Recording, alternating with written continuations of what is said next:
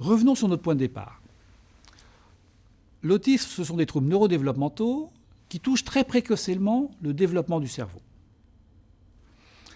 Ça veut dire que très précocement, il y a quelque chose qui se passe dans la mise en place, dans la fonctionnalité du cerveau, qui va faire que ces enfants vont construire de la pensée de manière différente des autres enfants au développement traditionnel.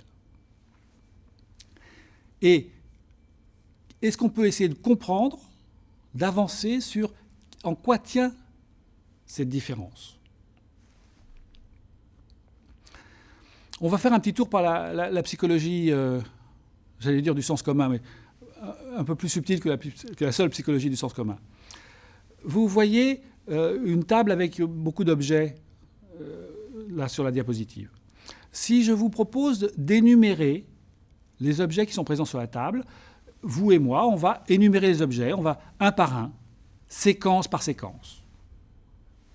Les personnes autistes n'ont aucune difficulté à faire ce travail-là.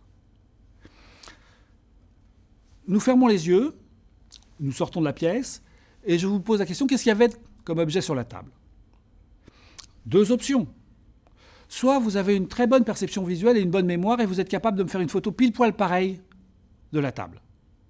Il s'agit d'une séquence unique, très compliquée, mais c'est jamais qu'une séquence unique. Si je bouge la bouteille d'eau, c'est plus la même photo.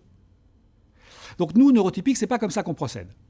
Quand on doit traiter simultanément beaucoup d'informations en même temps, il nous faut les hiérarchiser les unes par rapport aux autres. Qu'est-ce qu'il y avait sur la table? Pour ceux qui sont intéressés par les histoires du monde, le livre de Stéphane Baird. Pour ceux qui ont soif, la bouteille d'eau. Pour ceux qui ont perdu leurs lunettes, l'étui à lunettes. Mais rappelez-vous, à côté de l'étui à lunettes, il y avait aussi un crayon. Quand on doit traiter simultanément un grand nombre d'informations, il est absolument nécessaire que nous puissions les hiérarchiser les unes par rapport aux autres. Eh bien, ce que je comprends aujourd'hui de l'autisme, c'est que c'est ces processus de hiérarchisation qui ne fonctionnent pas.